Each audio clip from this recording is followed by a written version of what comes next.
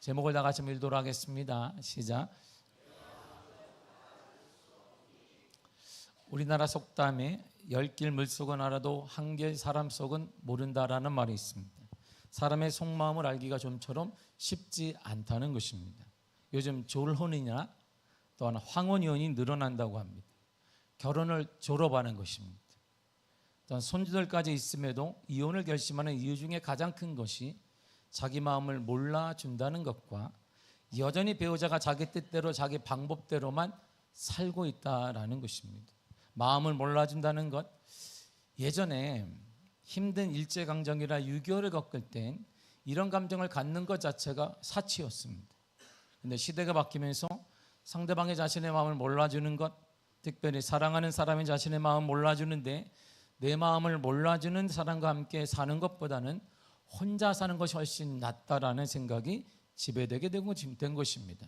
때로는 부모, 자녀들을 향해서 부모가 내 마음을 정말 몰라, 제가 정말 몰라, 이럴 때도 있습니다.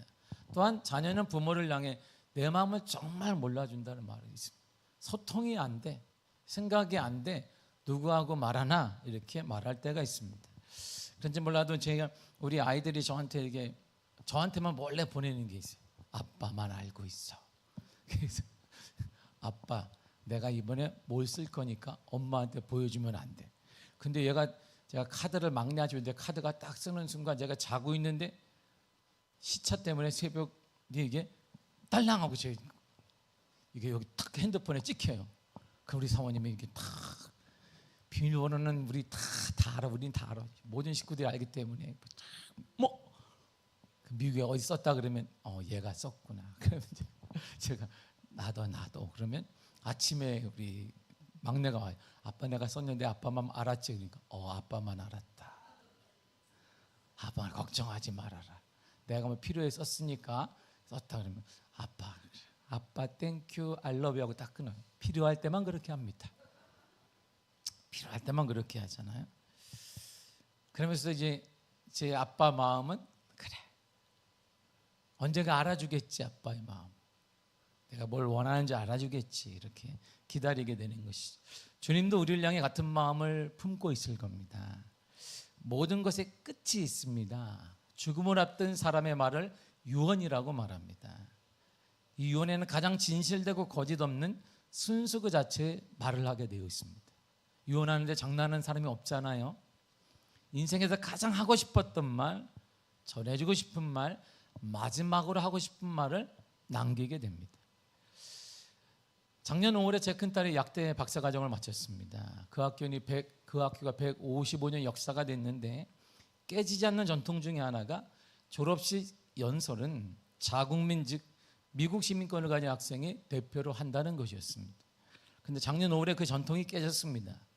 제 큰딸이 155년 학교 역사는 처음으로 미국 시민권자가 아닌 외국인 학생으로 졸업하는 학생들을 대표해서 연설을 했기 때문입니다. 저도 그 자리에 앉아있는데 잘 못 알아들어요. 그냥 우리 딸이 하니까 욕은 안 했겠구나. 목사님 딸이니까 잘했나 보다. 박수를 치면 나도 이렇게 잘했겠지 이렇게 합니다. 그때 학교의 모든 과정을 마치고 이제 학생으로 돌아갈 수 있는 사회인이 된 사람의 마지막 연설은 지난 7년이나 8년의 공부 과정을 돌이켜보며 가장 진실되고 가장 하고 싶고 가장 남기고 싶은 말을 하게 되어 있습니다. 진실된 말을 남겨요. 한 사람이 책을 다 썼습니다.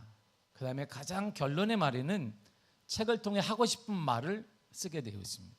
자신이 쓴 책을 통해 가장 하고 싶었던 말, 요약본을 결론 부분에 쓰는 것입니다. 오늘 본문은 사무엘하의 끝부분입니다. 결론이잖아요. 그러니까 하나님도 이 결론을 통해 가장 하고 싶은 말을 하기를 원했던 거예요. 그리고 가장 하고 싶은 말을 사람들이 들어주기를 원하고 있다는 것입니다. 성경의 주인공은 하나님이십니다. 그러므로 하나님께서 사무엘서를 통해 가장 전하고 싶은 말씀, 가장 하고 싶은 말씀을 하기를 원하는 것이에요. 다윗과 이스라엘 보면 믿음의 사람들에게 내가 가장 하고 싶은 말이 있다. 그걸 좀 들어줄 수 없니? 이 얘기를 하는 것입니다. 그런데 사무엘하의 끝부분은 우리의 기대와는 조금 많이 다릅니다. 우리의 기대는 인간은 연약하니까 그럼에도 불구하고 인간은 부족한 인간을 위로하시고 격려하시고 축복하시면 정말 좋을 거야. 그래 괜찮아 이러면 좋을 것 같습니다. 당연히 이렇게 끝나야 하고 그래야 신앙생활에 활기도 있고 소망도 있습니다. 그런데 우리와는 다르게 너무 다르게 죄 문제를 딱 다루는 거예요. 다윗도 이렇게 고백을 합니다. 본문 10절을 다 같이 읽도록 하겠습니다. 시작. 다윗이 백성을 조사한 후에 그의 마음에 자책하고 다윗이 여호와께 아뢰되 내가 이 일을 행함으로 큰 죄를 범하였나이다. 여호와여 이제 간구하옵나니 종의 죄를 사하여 주옵소서. 내가 심히 미련하게 행하였나이다 아니라. 아멘. 보세요. 또 다르잖아요. 다윗이 요압 장군을 지켜서 인구조사 시켰습니다. 보고해라. 인구조사라 하면 전체를 말하는 게 아니라 전쟁에 나갈 사람을 조사해 보라는 거야. 전쟁에 참여할 수 있는 수를 나한테 보고해라. 그것이 성경은 큰 죄였다라고 고백합니다. 본인도 알아요. 주님, 내가 큰 죄를 범했습니다. 그러나 인구조사는 원래 악한 일이 아니었습니다. 광야에서 40년의 광야 생활을 시작하기 전에 하나님께서 모세에게 이스라엘 백성의 수를 계수하라고 명령하셨습니다. 민수기 1장 2절을 보겠습니다. 시작.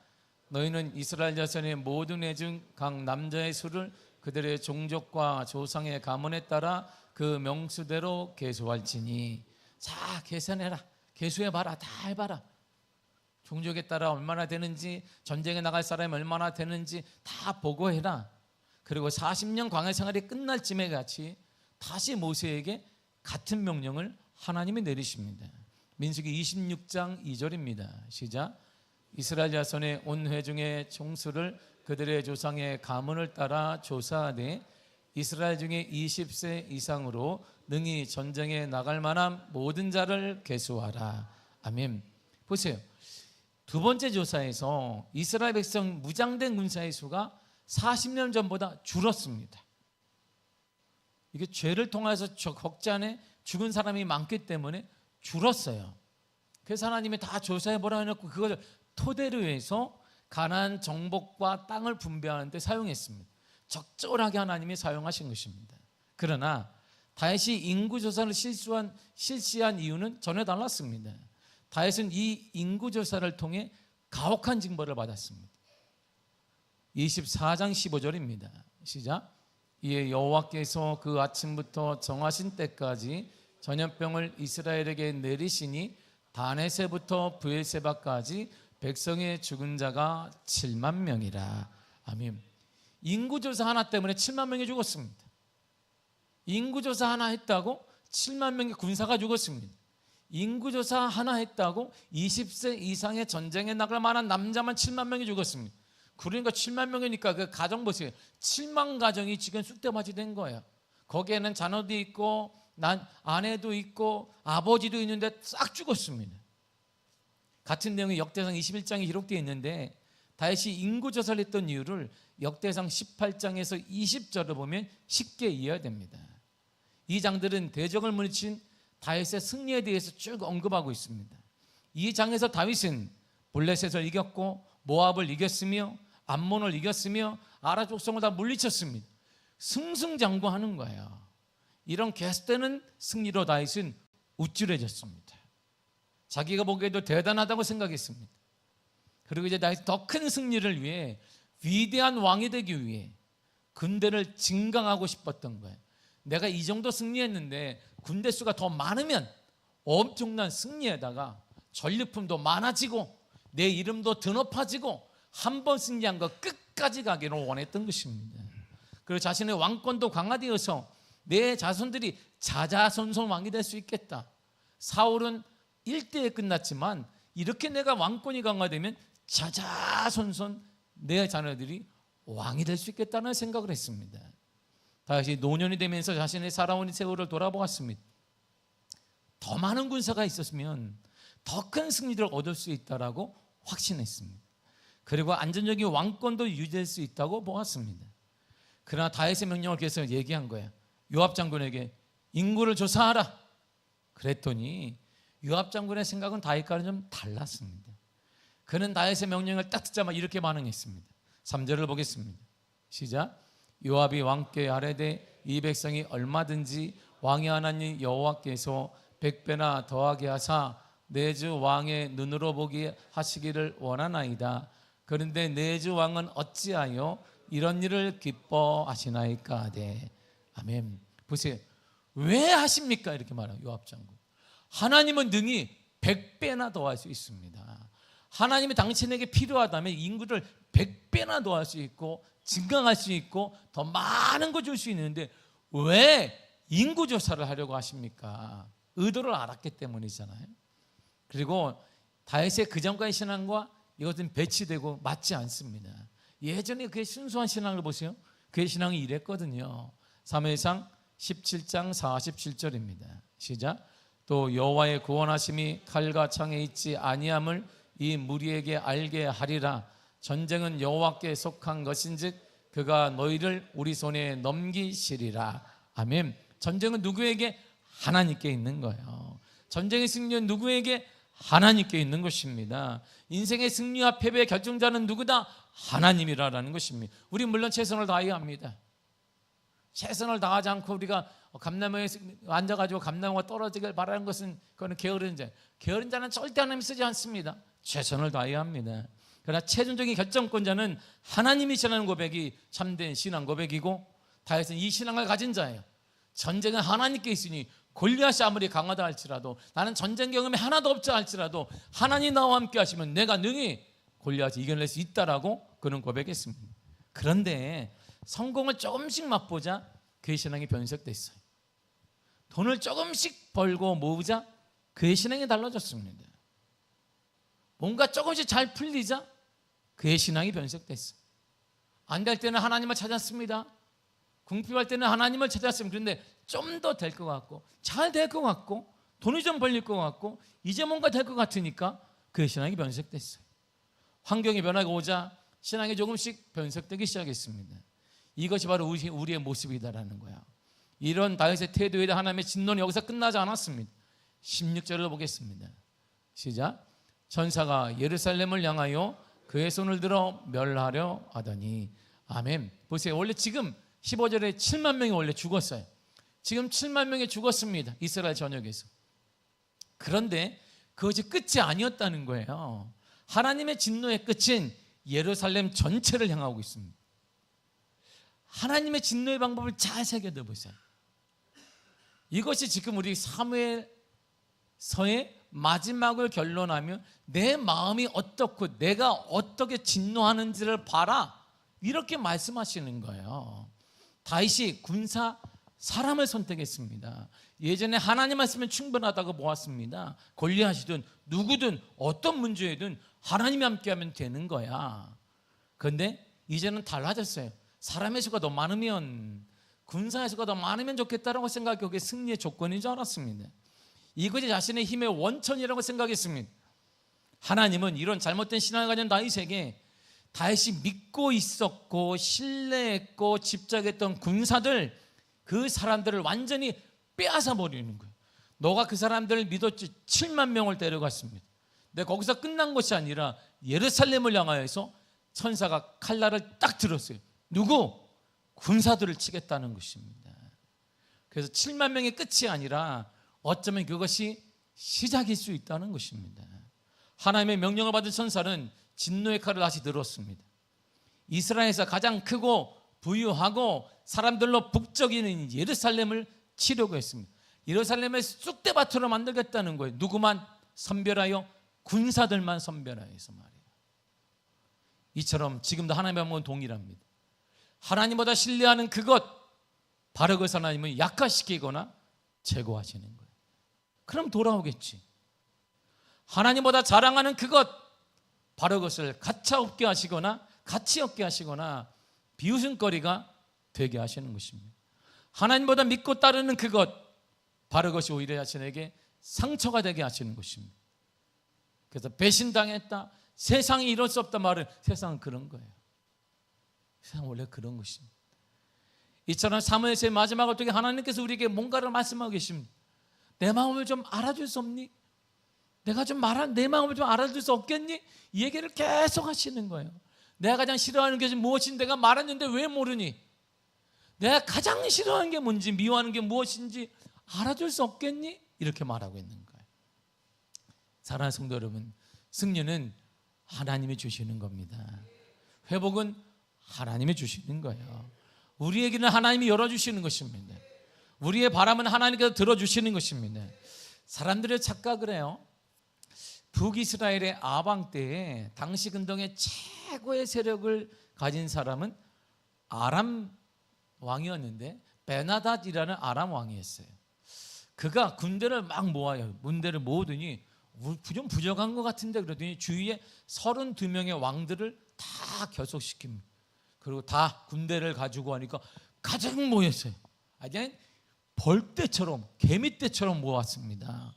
32개의 왕과 군대가 다 모였어요. 목적이 뭐냐? 북이스라엘의 수도인 예루살렘을 점령하겠다는 것이에요. 이에 아방이 깜짝 놀랐습니다. 아방은 왜 놀랐냐면, 소문 듣자마자 항복했어요. 그냥 전쟁을 해본 게 아니라 소문 딱 듣자마자 항복. 그 이유가 이스라엘 군대를 다 모았더니 7,000명밖에 안 돼. 이스라엘 군대 모아라 그랬더니 7,000명입니다. 어디 갔느냐? 도망갔습니다. 딸랑 7,000명이 앞에는 지금 막 개미떼처럼 몰려있는데 말이에요. 그러나 아방은 신하들의, 믿음의 신하들의 말을 들어요. 그랬더니 그래, 한번 해볼까? 각 지역의 젊은 군사 장교들 230명을 모아요. 이들에게 7,000명을 장교들에게 나눕니다. 그리고 잠시 산에서 매복을 하고 있다가 아람과 그 주변 국가의 이제 군사들이, 야, 이제 다 끝났어, 얘네들 다 도망과 항복했잖아 하고 술을 잔뜩 마셨는데, 바로 그때 기습적으로 들어가서 닥치는 애들 막 죽여버렸어요. 아람왕 베나닷은 기병들과 함께 겨우 도망쳤습니다. 그리고 칼을 갈고 있는 거예요. 이야, 우리 수가 얼마나 많은데, 마병이 얼마나 많은데, 활 쏘는 사람이 얼마나 많은데 허접한 그들에게 당했다는 게 울분이 삭히지 않는 거야. 다음에 다시 아람왕은 군대를 이끌고 쳐들어옵니다. 더 많은 군대를 가지고 가자, 술도 마시지 마라. 근데 아람왕의 신하들은 아람왕 베나닷에게 이렇게 보고를 해서 전쟁의 동의를 얻습니다. 이게 사람의 방법, 오늘날 우리의 방법이요, 사람의 방법이에요. 잘 들어보세요. 열왕기상 20장 23절입니다. 시작. 아람왕의 신하들이 왕께 아뢰되 그들의 신은 산의 신이므로 그들이 우리보다 강하였거니와 우리가 만일 평지에서 그들과 싸우면 반드시 그들보다 강할지라. 아멘. 우리가 군사적 우위에도 첫 번째 전투에서 패배한 것은 아람왕의 신하들이 분석을 해보니까 가장 큰 원인이 그들의 신에 있다는 거예요. 바로 하나님께 있다는 거예요. 여호와께 있다는 거예요. 근데 여호와의 전략을 딱 훑어보니까 이들이 매번 산에서 잠복을 하고 있어요. 그리고 기습적으로 들어오는 거예요. 아하, 그들의 신 여호와는 산에서만 힘을 발휘하는 신이구나. 그 신은 전략적으로 산에서만 역사하는 거야. 가장 큰, 그러니까 우리가 만약에 산이 아니라 평지에서 싸우면 우리가 이길 거야. 매복할 데가 없잖아요. 평지에서는 기습 공격이 쉽지 않습니다. 그 아람군은 기병들과 전차병들을 갖고 있으니까 평지에서는 그냥 보나마나 이기는 거예요. 여러분, 이것이 현 시대를 살아가는 사람들의 특징이에요. 사람들은요, 하나님 인정합니다. 예수님 인정합니다. 그럴 수도 있다라고 봅니다. 그런데 그 신, 너희들이 믿는 그 신은 교회 안에서, 믿음의 사람 안에서만 작동하는 신이지 세상에서는 그 신의 영역이 없다는 거예요. 세상에서는 뭐가 최고냐면, 신이 뭐냐면 배경, 연출, 돈, 뛰어난 머리, 이런 게 신이야. 그리고 뛰어난 머리 갖고도 안 돼. 금수저 정도는 돼야 되는 거예요. 이런 세상에서 하나님, 예수님의 신의 영역은 없다고 보는 것입니다. 그래서 세상도 신의 존재를 인정해요. 그리고 다른 것도 인정, 하나님도 인정하고 다른 것도 인정해요. 그래서 그것을 다원론, 다신론이라고 하는 것입니다. 이런 사고와 믿음에 대한 하나님의 진노를 보세요. 하나님의 거기에 대한 정확한 그들의 사고에 대해 이렇게 말씀하십니다. 열왕기서 20장 28절입니다. 시작. 그때 하나님의 사람이 이스라엘 왕에게 나아여 말하되 이르되 여호와의 말씀에 아람 사람이 말하기를 여호와의 신은 산의 신이요 골짜기의 신은 아니라 하는도다. 그러므로 내가 이 큰 군대를 넘기리니 너희는 내가 여호와인 줄 알리라 하셨나이다 아니라. 아멘. 내가 이 큰 군대를 너희 손에 넘길 것이다. 믿음 없는 사람들은 늘 이렇게 말합니다. 하나님은 지역적인 신이라는 거예요. 신을 부인하는 게 아닙니다. 여기도 신이 있고 다 신이 있다. 그래서 일본 가면 신이 넘쳐나요. 예수님 전에도 그들은 받았습니다. 다른 나라도 예수님 전에 아유 그러냐고 다 받아요. 예수님도 믿고 다른 것도 믿고 다 인정하는 것입니다. 왜? 영역이 다르다는 거. 영역이 주님은 교회 안에, 예수님은 교회 안에 믿음의 사람 안에서 역사하는 것이고, 교회 밖을 나가면 배경과 돈과 금수저와 이런 기타 등등이 작용하는 힘이 크다는 것입니다. 연약한 믿음의 사람에게는 위협적인 존재일 뿐이라는 것입니다. 평지에서는 우리 신이 더 세다는 것입니다. 사회에서는 돈이 더 최고고 진리라는 것입니다. 성공할 땐 배경이 중요한 것입니다. 금수저, 적어도 은수저는 되어야 되는데 뭘 할 수 있겠는가? 그러나 지금은 은수저도 안 되는 거예요. 자기 혼자 잘 먹고 잘 사는 것 필요 없다는 것입니다. 금수저의 정도 돼야 금수저의 리그가 된 것입니다. 이런 세상, 이런 평지에서는 하나님은 힘을 발휘할 수 없어요. 그분이 뭘 할 수 있는데요. 이런 자들에게 하나님은 말씀하십니다. 내가 이 큰 데를 다 너희 손에, 믿음의 사람의 손에 넘기셔 주리라 그랬어요. 믿음의 손에, 믿음의 사람에 결정하게 해준다는 것입니다. 아무리 큰 힘과 큰 능력과 큰 동화, 큰 배경이 있다 할지라도 하나님께서 반드시 믿음의 사람에 결정할 수 있도록 길을 주신다는 것입니다. 반드시 주신다는 것입니다. 그런데 우리 시대의 가장 큰 슬픔은 이런 현상과 흐름이 세상에서만 있는 게 아니라는 거예요. 교회 안에도 버젓이 존재하고 있다는 것입니다. 우리 안에도 그런 사고를 다 가지고 있어요. 이게 주님 때문에 기쁘십니까? 아, 기쁠 수 있죠. 뭐 이렇게 뭐가 더 기쁘십니까? 아, 이게 더 기쁜데 이게 더 기쁩니다. 주님은 모르실 것 같은데 주님, 이게 더 저는 기쁩니다. 크게 다르지 않습니다. 예수님을 구원자로 믿습니다. 예수님을 구원자로 믿으십니까? 이렇게 말하죠. 하나님의 창조주로 믿습니다. 그러나 세상에서의 성공, 좋은 가정, 물질 문제, 진로, 우리의 앞날, 건강, 모든 면에 있어서 그분은 힘이 없다는 거예요. 우리 식대로 살아가는 것입니다. 내 방법대로 살아가는 것입니다. 그러면서 우리의 몸은 습관에 따라 여기 앉아 있는 거예요.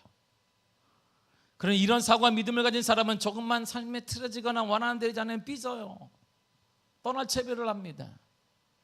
꼭 명심하십시오. 세상을 의지하면 하나님과 멀어집니다. 세상을 신뢰하면 하나님의 은혜가 고갈됩니다. 인간을 의지하면 내가 가진 것 하나님보다 더 신뢰하면 그 순간에 하나님이 그것을 빼앗아 버려요. 그러면 하나님께 돌아오기 때문입니다. 오늘 사무엘의 결론을 통해 주님께서는 우리가 좀 주님의 말을 들어주기를 원하십니다. 광야 40년 생활을 보십시오. 광야 40년 생활은 두 가지 목적이 있습니다. 첫째가 노예 근성을 버리라는 거야. 세상의 노예 근성을 버리라. 이집트인들의 밥은 이집트인들이 주는 거야. 해결은 이집트인들이 주는 거야.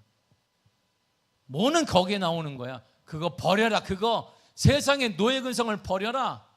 그래서 하나님의 광야로 몰아가신 것입니다. 세상의 노예가 되지 말라는 것입니다. 성공의 노예, 물질의 노예, 정의 노예, 사람의 노예, 자녀의 노예가 되지 말라는 것입니다. 둘째가 주인이 누구인지 알라는 거예요. 주님께서 먹이신다는 거예요. 사망은 희망이 없습니다. 음식이 없습니다. 물도 없습니다. 이런 상황에서 주님은 먹이시고 입히시고 돌봐주셨습니다. 신명기 8장 4절 이렇게 말해주고 있습니다. 시작. 이 40년 동안에 내 의복이 헤어지지 아니하였고 내 발이 부르트지 아니하였느니라. 아멘. 누가 먹여주었는가? 누가 물을 주었는가? 누가 옷을 주었는가? 누가 고기를 주었는가? 냄새나도록 먹겠는 이 사막 가운데 아무것도 없는데 누가 여러분들의 피부를 보호해 주었느냐? 하나님이라는. 그것 때문에 광야를 모은 거야. 하나님, 누가 주인이니? 너 인생의 주인은 누구야? 누구야? 우리 인생의 고난이 빨리 끝나기를 원한다면 진실한 믿음의 고백이 필요한 것이고, 믿음의 고백과 믿음의 행동이 필요한 것입니다. 모세가 홍해바다의 교훈을 보세요. 여호수아가 요단강의 교훈을 보세요. 누가 하셨느냐? 그걸 계속 묻는 거예요. 모세가 위대한 사람이구나, 여호수아가 이 얘기를 하는 게 아닙니다. 성경은 누가 했느냐? 누가 했느냐? 누가 모세를 사용했느냐? 누가 여호수아를 사용했느냐? 그래서 누가 갈라지게 했느냐? 하나님이 하셨습니다. 여리고성과 가나안의 교훈을 보십시오. 가나안 정복의 교훈을 보십시오. 누가 했느냐? 이 얘기를 성경은 계속 물어요. 성경은요, 인물에 대한 얘기를 하는 게 아닙니다. 위대한 다니엘 얘기를 하는 게 아닙니다. 베드로 얘기를 하는 게 아닙니다. 그들을 사용하시는 분이 누구이냐? 그들에게 힘 주시는 분이 누구이냐? 그들에게 능력 주는 분이 누구이냐? 우리 여호와 하나님이라는 것입니다. 예수께서 죽으시고 부활하시고 승천하신 후에 두려움과 좌절 속에 살던 제 아들이 힘을 내어 일어났습니다. 그리고 이들이 복음을 전하게 되었습니다.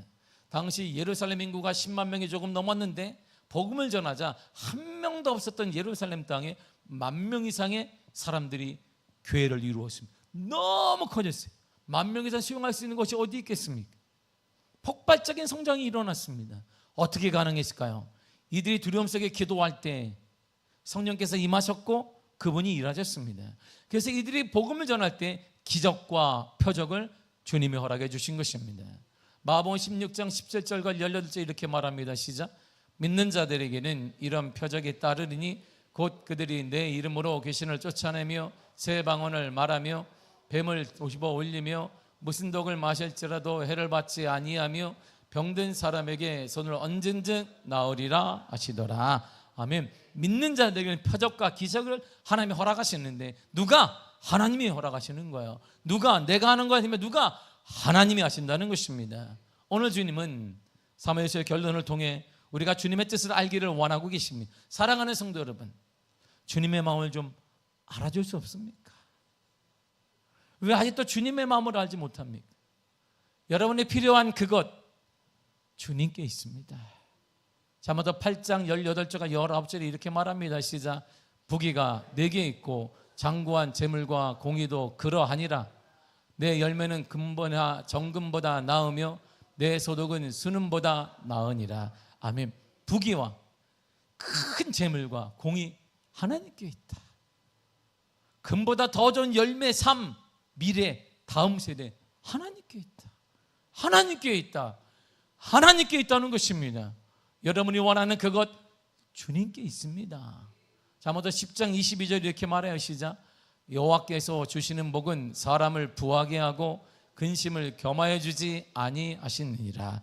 아멘. 하나님께 있습니다. 우리를 부하게 하는 하나님이 주시면, 영적으로 부하게 하는 것, 육이 부하게 하는 것, 나눔이 부하게 하는 것, 기도가 부하게 하는 것, 감사가 부하게 하는 것 하나님께 있습니다.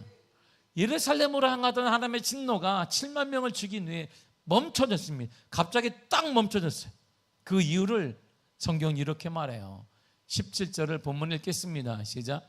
다윗이 백성을 치는 선사를 보고 곧 여호와께 아뢰어 이르되 나는 범죄하였고 악을 행하였거니와 이 악 무리는 무엇을 행하였나이까?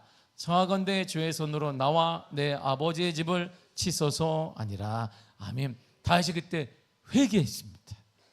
철저히 주님 앞에 회개하며 눈물로 기도했습니다. 그래서 하나님의 진노가 딱 멈춘 거예요. 우리 가정을 향한, 이 땅을 향한 하나님의 진노는 우리가 오늘 회개할 때 가능한 것입니다. 오늘이 10월 27일 한국교회 회개의 날입니다. 종교개혁 507주년 종교개혁 주일이기도 하지만 우리 모두 광장으로 나가 회개해야 합니다. 철저히 주님 앞에 회개해야 됩니다. 이 땅이 무너짐을 바라며, 영적으로 무너짐을 바라며 아무런 것도, 나 하나 잘 살고 있는데, 나 하나 편한데 눈물로 기도하지 못했던 우리의 가슴을 치며, 우리가 무너지면 다음 세대는 다른 세대가 나올 것이고, 한국교회가 무너지면 전 세계 교회가 무너지게 될 것입니다. 그래서 지금 전 세계가 우리 교회, 한국교회를 보고 있는 것이, 한국교회가 희망이 되어지기를 바라고 있고, 지금도 수많은 나라에서, 미국과 영국을 포함해 수많은 나라에서 한국교회를 향해 선교사를 보내달라고 요청을 하고 있습니다. 이게 말이 됩니까? 회개해야 합니다. 이제 우리가 철저히 진실되게 광장에 나가 회개해야 합니다. 그리고 나를 인해 피해를 입은 내 믿음 없음으로 인해 주님을 떠나게 했던 사람들을 찾아가 화해하며 용서해야 됩니다. 다윗의 고백을 보세요. 저들을 왜 치십니까 하나님? 나와 우리 집을 쳐주세요. 자신 때문에, 자신의 믿음 없음 때문에, 자신의 교만함 때문에 피해를 당한 백성들을 바라보며 하나님께만 기도한 것이 아니라 그들의 죄를 나에게, 그들의 아픔을 나에게 달라고 기도했습니다. 여러분, 회개는 하나님께만 하는 것이 회개가 아닙니다. 나로 인해 피해를 당한 사람을 찾아가 용서를 구해야 하는 것입니다. 나로 인해 다음 세대가 죽게 나오지 못하게 된 것, 주위 사람들이 주님을 찾지 못하게 된 것, 용서를 구해야 되는 것입니다. 하나님께서 우리에게 마지막으로 들려주고 싶으신 말씀이 여기 있어요.